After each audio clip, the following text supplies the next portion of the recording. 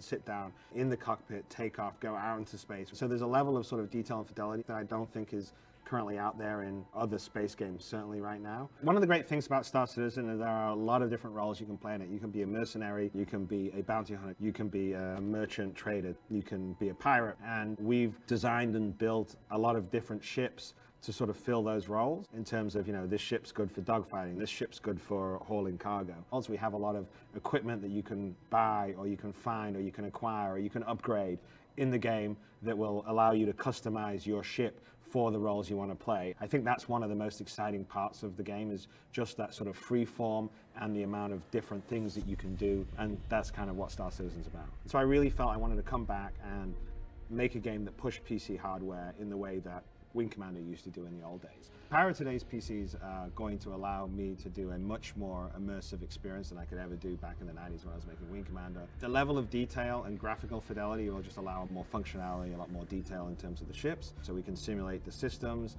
and the physics in a way that we never could before because we just didn't have the processing power. So we're supporting Oculus Rift, which is this great VR headset.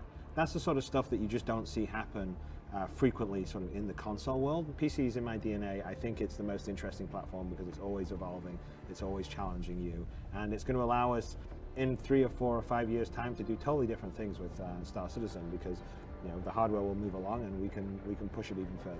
If you love space sims, you love PCs, and you feel like this kind of game needs to happen more often, by backing now you're helping it happen. But more importantly to that, if you ever wondered how games are made, what's happening, by doing it now, you're going to participate in that, you're going to see it.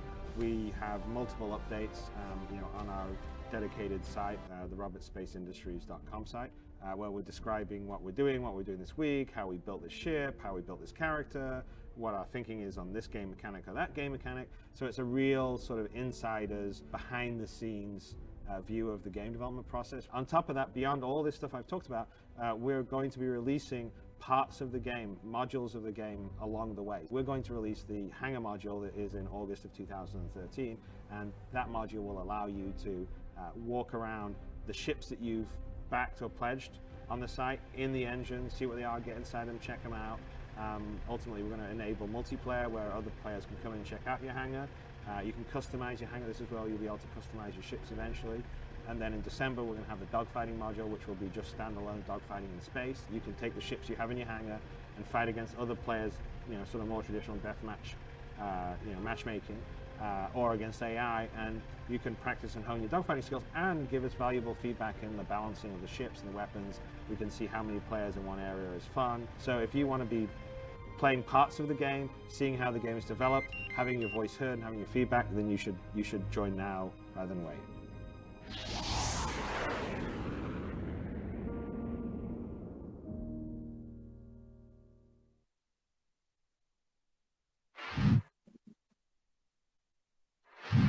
And greetings. Welcome to the Soul Citizens. I am Griffin Gaming RPG, and we are back. It's July 23rd, and I forgot about Chris Roberts in his hands. But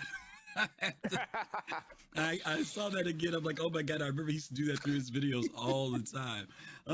But I'm Griffin Gaming RPG. We lost GoMob. Oh no. He's still here. Is he still here? Still here. He had to drop out his. Oh, okay, but he shut off his camera. No, his camera's on. Is he? Yeah. Did you log in and log back out or something? Yeah, my Firefox. Oh, okay. I got to put you back in, man. Okay, no problem. What had happened was. Okay. What had happened was. Okay.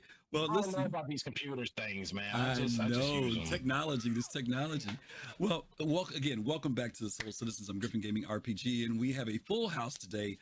With Soul Citizens, and also a special guest who's a very familiar guest of ours who's been here several times. And thank you guys for the subs. Oh my God, thank you all. I can't even see who's doing all that. I'm glad that you're finally recognizing that Fast Card is a very special guest, because he's no, he's just very special. He's just very special. He's just very special. You just leave the guest part off. Yeah, I'm very special. Yeah, I mean, my mom told me that I was special. Like, put me on the short bus to go to school, but when I was a kid, but Yeah. Well, anyway, Fast Card, would you do me a favor and introduce everybody? Because I'm going to get GoMab into the show. I need to get that done, okay? Okay, so let's start out with our special guest, our real special guest, on continuing the collaboration that we started yesterday on Capping Table. I'm calling this part 2, the Electric Boogaloo. Welcome to Astropub, Paul Sully. How are you doing, Paul? Doing good. I'm doing good. I'm not. I'm a little tired, but I'm not as tired as Griff is right now because of him staying up late trying to figure out how to work his ideas in for part 2, and I feel bad about that. No, don't feel bad. Don't feel bad. Cheers to Do the not feel bad. Astropub. Don't feel bad. I haven't seen my homie in talk to him in years. And then I'm going to start with another oldie but goodie, Gio. Now it's Subway Gio. You got so many names, Gio. How are you doing, man? Yeah, no, I'm always the same old Gio, but I'm pretty good, man. Good. And then we have Gomab ATL. How are you doing? I'm doing great. And as my first public service of the evening, I'm going to go ahead and do this for everybody. Thank me later. I missed that yesterday. No, I didn't miss it yesterday. We'll see how that goes tonight. I got like what 400k points. I'll see if I can come back. And not finally, but well, I guess finally, but not least. Griffin, how are you doing, man? Oh, I'm doing well. I already introduced myself. I have to introduce you. We have Fast Card here today. So yeah, thank also you. known as FC, yes. Thank you very much. Appreciate that. Listen, the committed genius that hasn't been recognized yet. committed is a good word. I agree. We started out the show today with usually sometimes we do intros, guys, but we did a pretty long intro today. But there was a reason for it. The title of our show this week is called Visions, Dreams, and Reality. And, sometimes it's easy to forget that there are a lot of people who've come into the Star Citizen community who maybe never really heard the original vision of Chris Roberts. Maybe they heard parts of it, pieces of it. They may have even heard a bad version of it. So this week we decided to kind of show it so you guys could hear what a lot of the early backers heard. And what I want to do is go through each one of the people here, because most of these guys who are here have been in the game for quite a while. And I do want to ask the question. And Paul, I'm going to start with you. You're our guest. And I want to ask you, when you first saw that trailer there, which was he had a couple of them, but that one in particular, he goes into some detail. Well, how did you feel as a gamer, coming into this whole thing of Star Citizen? Was when you first heard about it, you saw that video? I think you got to put it in perspective. Like, for instance, I didn't actually jump into Star Citizen until after the Hangar module had come out. So That's fine. I watched that video after the fact. That's fine.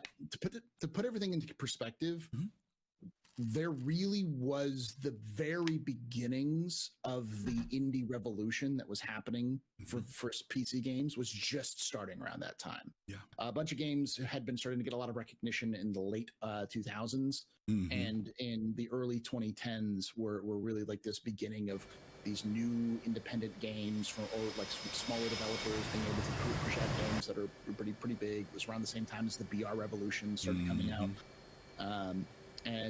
So Chris Roberts coming up and saying my death has been greatly exaggerated, and talking about what he wanted to do was like nothing was happening at that time. Like nothing like it existed. Yeah.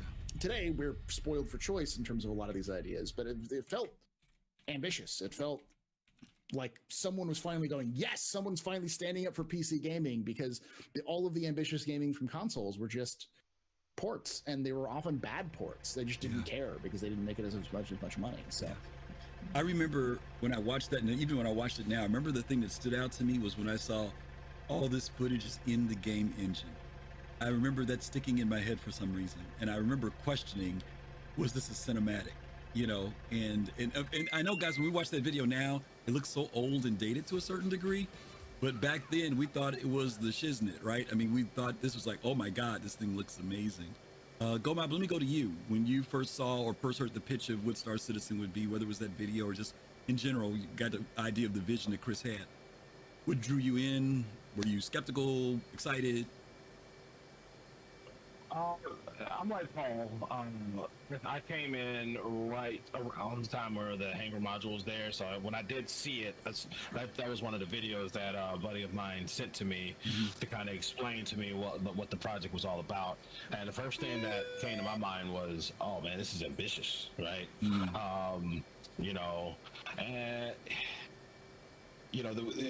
was around the time we were years and years into waiting on things like Half-Life 3 Mhm. and Forever, and you know what I'm saying? Like, so it was like, all right, here's another game that I really want to play that's never going to come out. But, hey, if I get to play it while it's in development, sure, I'll give it a whirl, right? This should be fun. This will be cool. And then, at first the Hager module came out, and I was able to spawn a ship and walk around and hit buttons, and it did nothing. And I was like, this would be cool. I'll hang around. And then, Arena Commander, and then PU, and then thousands of dollars later. The story goes on. I'm going to ask a favor. Your audio is failing. It is starting to distort out and become almost indistinguishable. So I don't know if we want to do a quick check while we're in between things here. Okay. If you got to restart, that's cool. Well, I'll buy you the time. Gio, how about you? First time you seen the Chris Roberts video, any thoughts? Yeah, I'm like Paul. I kind of seen it afterwards. After the fact, I did some research. Mhm. I never played a Chris Roberts game. Never knew nothing about him. Mhm. So when I came into this, really, I want to see what all the hype was, because every time I would look at a game I was interested in, Mhm. people would be like, "Hey, this game ain't got shit on Star Citizen," blah blah blah. So I got tired of seeing that, so I went to go look for myself. Mhm. And then when I saw this game and this pitch, I'm like, oh, now I see what the hype is. Because at first, what Star Citizen is now is what I thought of what No Man's Sky was going to be. We all know how that turned out.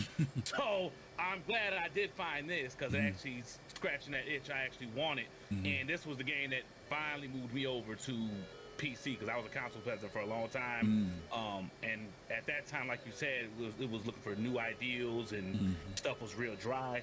Daisy I was looking at the time. I'm like, okay, this game will make me switch. And then Star Citizen came out, and I'm like, oh, this just looks amazing. I didn't even have a PC at the time. I had to back this game. I researched it for a long time, for a couple months. I was probably around the tail end of Wingman Hangar when I came in looking at the game, getting information, and switched to Around the Verse. And I was just intrigued with what Chris was trying to do. I never tried to play his game. I just loved the way he talked about his game, what he was trying to do, shit on the publishers, the trash, EA, Ubisoft. And I was full on in, and I think he's a visionary. You look now with NFTs and stuff. Everyone loves JPEGs. We were getting shit on for JPEGs for how long? Now they're a thing. I think, Chris is just 10 steps ahead of the game, if you ask me. Real boss dude. So I had to support it, even if I didn't have a PC. I bought ships first because it sounds so awesome. And that's interesting, because you're one of the few people. Wow, somebody's giving us a raid. Who is that giving us a raid? Angry PC Tech, thank you so much. Thank you for that raid. I hope you had a great stream. You guys can give us a shout out for Angry PC Tech, and thank you. Those of you who are watching or following Angry PC Tech, welcome to Soul Citizens. Talking about Star Citizen and talking about the vision, dreams, and reality of Star Citizen, the game. So that's going to be our topic tonight. We've got some great guests. Paul Shelley's here joining the team. FC, but let me give a shout out to Royce Darby. Thank you for the sub also. And also to Meta Hatter. Thank you for the 5 community subs. We appreciate you giving those out. And Thrakas.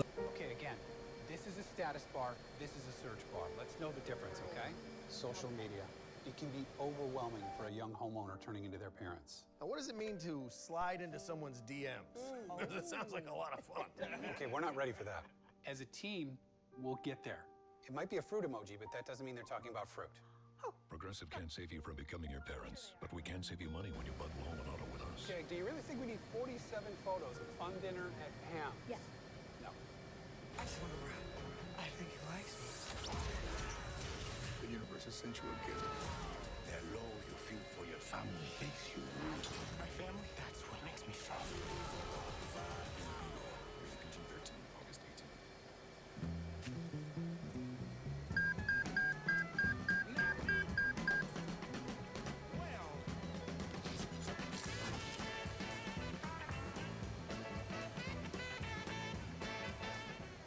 Zog, as always, thank you for both your subs Thank too. you. FC, for you, going back, hearing Chris Roberts' vision, whether it was this video or when you finally started hearing what this whole thing was about, were you skeptical? Were you like, ooh, this is great? Where did you stand? I was a similar way to Geo. I was a big LucasArts game person. I never played the Wing Commander. So I heard about the Kickstarter in 2012, but I didn't back until 2014 because I was like, maybe I'll play it when it came out. But I just want to say we watched that video and you had me thinking when that video came out.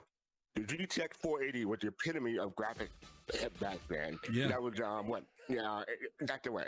Eight generations ago now. Yeah, well, there were things So, that he yeah, said that was very interesting in that video in relation to that, because he talked about as the tech grew, so would also the game. I don't know if you heard him say that, and that's pretty interesting because there's always been this discussion about can Star Citizen keep up with all the new things that come out each year? And obviously they are trying to do that. Yeah, but think about what that means too in relation to development, right? That you can't rest on what you've done. You got at the same time keep it competitive, both in its play, its visuals and everything, which I don't think maybe sometimes we're not thinking about when we think about what is the team doing, you know. And I don't think EVE Online had that upgrade until like 8 years. It took a while. After the launch, before they upgraded their stuff. But back then I was looking for my next Mass Effect, and I was hoping that Star Citizen would be my next Mass Effect. And it's not quite Mass Effect, but it has the same breath when it comes to storytelling. Yeah. Okay. Well, listen, thank you guys. What I want to talk about now is some things, and we're going to kind of share some information with you guys. We're going to try and go back on the clock a little bit and some things that you guys may know about and maybe some things you don't know about. Here's the quiz for the panel, except for Paul, and except for Fastcard. Okay. Who was the co-founder of Star Citizen and Squadron 42 and CIG Cloud Imperium? Let's see if anybody knows. Go Mob? Geo? Easy mode. Yeah, it's on the sheet. It's on the sheet. I need to cheat. Okay. Gamers don't read. Star Citizen gamers don't read. That's how I've been telling you. Okay. Here's the deal. I want to say Sandy, but Yeah, but you're close. You're not too far off. Someone said it in chat. Yeah, Ortwin his is. brother. Yeah, Ortwin. Yeah, Alex said it. See, it was in there somewhere. Yeah, there we go. Do I sound better now, guys? I'm using another mic. It is better Yeah, now. you do. Yes, it is. Yeah. Ortwin. Ortwin Thairmuth, who's a very well-known Hollywood lawyer, also a producer. He worked with Chris back when Chris had his film production company. He's also done other stuff in gaming and otherwise too. But he's more of a silent partner that a lot of people we don't really ever see him very often. In the early days, he would pop up every once in a while. And if you're curious as to who Ortwin is, well, guess what? We actually have a video. I got to go up. I got to put you back in here for channel 2 here because I know you are not here. Let me get you in here. I will add a little bit. Yes. His face is the basis for the face of the last Imperator. Yep. For the UEE. Yep. So, which is pretty cool. Before the respawn. So yeah. Which is pretty cool. Let me get him in here. Bear with us for a couple more seconds, gang.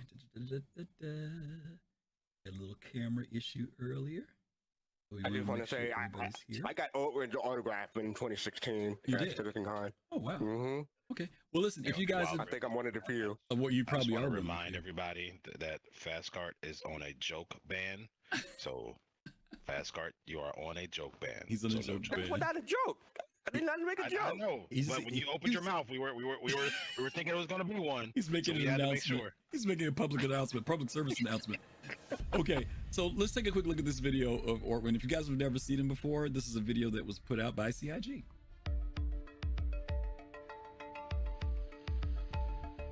Ortwin Fryermuth, co-founder, vice chairman, and general counsel. I founded the company with Chris. Everything. Flying it, Squadron 42, going to court there. Smoked salmon with caviar. You say going to court there? Did you hear what he said? He likes to eat. Probably would have to be the Rolling Stones. That's bullet. Star Citizen. play the guitar, I work out, and I play lousy golf. There are so many of them. I'll have to test one. I test drive my car still. Thanks for coming on board. Thanks for supporting us. We're having the ride of our lives, and it's fun every day. Thanks, and we're looking forward for you to have a lot of fun in the game as well. Okay, so that was Ortwin Theamuth. If you're not, once again, if you're not familiar with him, he has been with CIG from the very beginning.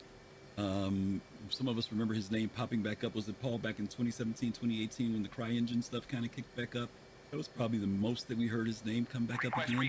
But he is part of the visionary team of who began Star Citizen. Now, the team at Star Citizen was a very small group, but there were some core individuals that were part of that.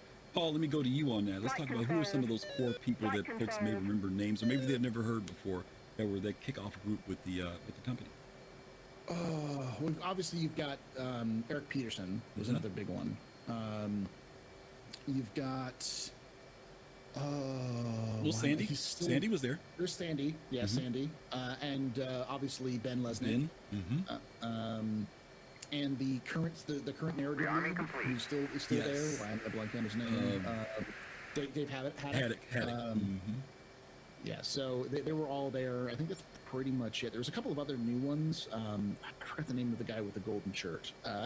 The shiny gold shirt from the last Starship thing. Colorado was on back then? No, I can't think of the guy's name, dog. He ended up leaving too, I think. Yeah, he did. Yeah.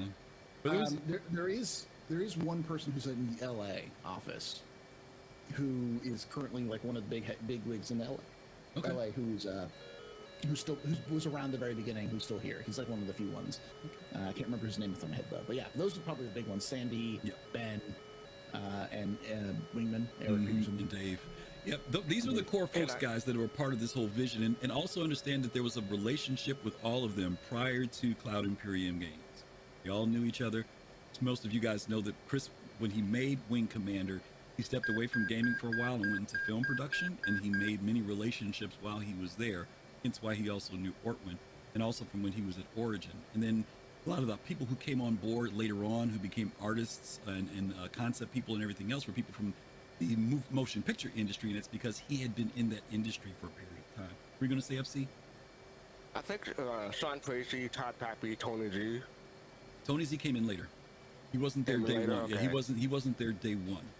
I don't want to say Toast. He's been with them forever too, but I'm not sure. I don't know I don't think Toast was an original person either. I'm talking about Toast literally when they were in a garage. I'm talking about like at the very beginning. Yeah. Toast was a fan who got a job working as a legal assistant. Oh, okay. So yeah.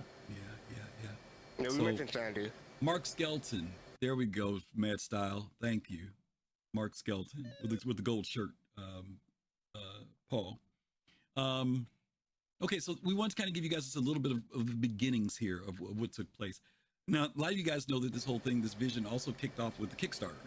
And we know that CIG initially was asking for $2 million to get the project off the ground.